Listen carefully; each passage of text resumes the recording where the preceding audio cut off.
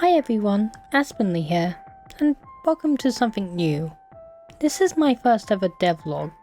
Not a massive thing really, just a small little video where I'm going to discuss what I've been working on, and in this case, welcome to KotH Ivory Alpha 2. This is my first PvP map in a very long time. After all, I spent a lot of time working with man vs machine maps such as Whitecliff and Humbridge. So this map is really just a little refresher to get me back into grips with PvP mapping.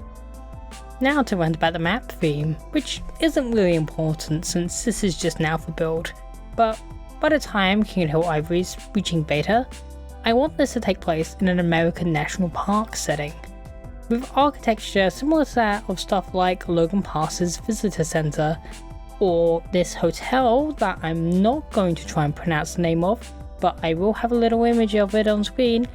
It's a really pretty hotel.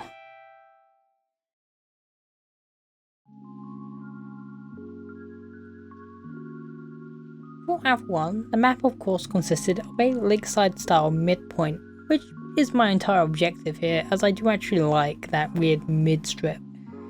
This also did include its own version of bathhouse, as I wanted to try and get that entire area working within this gameplay space. Bathhouse tends to be decently unpopular to my understanding.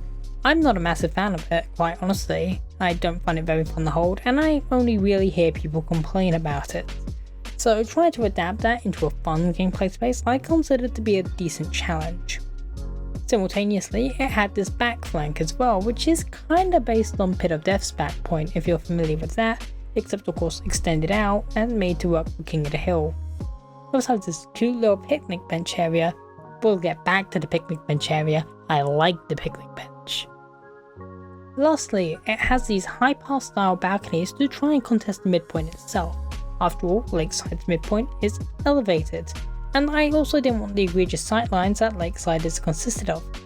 So instead, these balconies are designed to be raised over the point at diagonal angles, so you get room to spam down onto the point and to make it so you can retake the point, but without having it so your main way of contesting the point itself is just by having the sightlines opened up to your team's sniper. I don't particularly want to play Duck Hunt, so we're not going to turn this into Duck Hunt, not intentionally at least. All in all, this of course didn't play well. Alpha 1s never play well, at least to my understanding. None of my Alpha 1s have played well. It's a question of chiseling the ideas you have down until you get something good. I say this all the time because man, I suck at getting Alpha 1s out, so therefore I don't get anything out. So it's best to try and have that sense of confidence that your Alpha 1 isn't going to play well anyway, but you can make it something good. So when it comes to feedback itself, the main piece of reception I constantly got was that the map is overscaled. This is something that I believed would happen going in, but I didn't want to downscale it while I was working on it. Specifically because of the fact that this is my refresher map. It's been a long time since I made a PvP map, so I wanted to, see how players would space themselves out, see if this was actually too big or if it was just the idea in my head that it was too big. Can't listen to the voices all the time. Turns out, yes, it was too big. So what did I do in order to resolve this as my first major piece of feedback? I killed Bathhouse. We're never bathing again. No more Bathhouse. This is because of the fact that Bathhouse didn't actually serve the gameplay convention that I thought it was going to do. Specifically in Lakeside, Bathhouse, to my understanding, is primarily used to hold the point because of the fact that it's one of the main ways you circumvent yourself from having to go through the sniper sight line when contesting the point. That isn't how this was used on Ivory. Instead, due to how strong the exits were, since you got inherent high ground and a weird angle, and it came out to the middle of the route when that went to mid, blah blah blah words, it made it so the defending team could just use it to exit out of and just wipe anybody trying to actually push the point itself if it's too defender sided. And I thought it was a fairly uninteresting gameplay space as well. I couldn't really think of many ways to rework it to make it more fun for attackers to actually use rather than defenders. And all in all, I'd rather focus on the back flank. The thing is that the side flank never really got any use at all. This is because of the fact that it really didn't serve any purpose if you weren't a generalist, because nobody else could reach the balcony to actually attack the midpoint from the back flank. But for generalists, it's just better to go for a sack on main than it is to try and take this tiny little balcony spot. Instead, the balcony that was made for generalists to attack the point from just got used to spam down onto the back flank, making the defenders even stronger. This isn't good, and I entirely reworked the back area after I removed bathhouse. Instead, now it's got this tiny little balcony area where I kept the picnic bench and moved it up to, because people complimented the picnic bench a lot in the voice chat. I'm a fan of the picnic bench. I think it's really cute, so we kept it. This is my cute little picnic bench. Now, with this connected ramp to the back balcony, the back flank should now be usable to all classes rather than just generalists. Now it serves the gameplay purpose of making it so defenders have to hold the back balcony if they're to hold the point itself, otherwise they risk being attacked on two fronts or just a single flank front. Hopefully this balcony plays well, but I'm not certain as to how it's going to go. It's really just a question of how attackers can take it on, or if it just becomes too defender sided. Either way, I'll iterate the layout to suit whatever happens.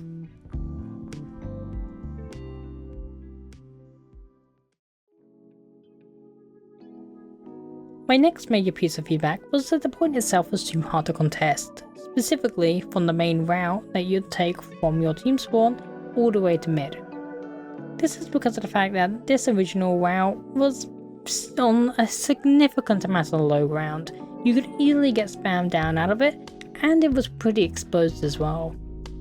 In order to try and fix this, the very first thing I did was I raised the balconies around the point itself. The balconies themselves didn't see much usage. I didn't want to try and have the horrible sniper sight lines of course that Lakeside has, and I've tried to keep that here as well, where I didn't really extend out how far they can see. Instead, yeah, they're higher up, and simultaneously, I've opened up this top building to make it so the two balconies are connected. Kinda like in High Pass, but in High Pass you actually expose yourself from moving from balcony to balcony, so this might not play as well, especially since these glass windows allow you to get information onto the point itself. But I did want to try and have windows because it simultaneously gives the defending team the ability to see where people are coming out of, otherwise your information is completely obscured for both teams. I also made sure to change up main, since main was of course the entire reason the point itself was hard to contest. I flipped where main's exit is, I made the hallways slightly smaller to make it so it's faster to get out of, and I tried to give it a raised platform when you do leave main. It still doesn't have any high ground over point, in fact the point still is of course higher, and that's the entire gameplay premise I want to stick to, but I'm hoping that these changes will be enough to make main more valuable of an exit route for a team that isn't ultimately holding the point. Lastly, the balconies that were previously outside of Bathhouse's entrance and exit, I moved closer to the point and moved them higher. Now they do a much better job of contesting the point, at least so I hope.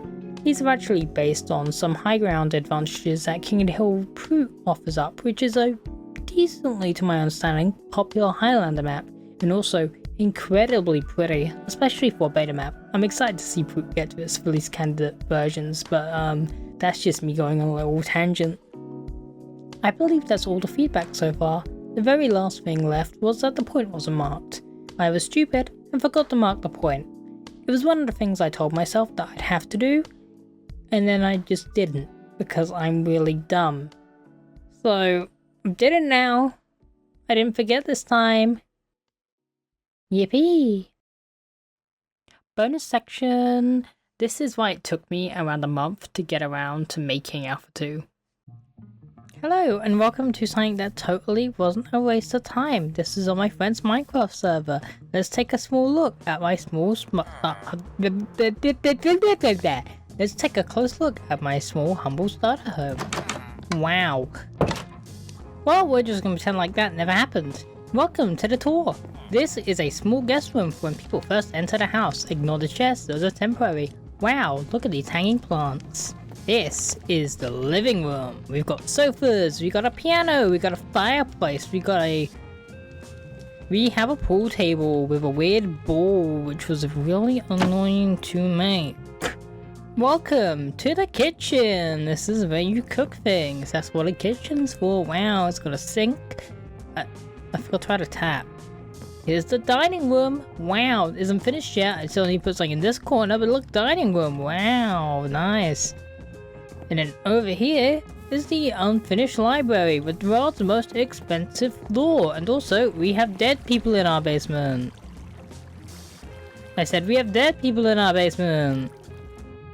I said we have... Look, there's one right there! There's a... Oh!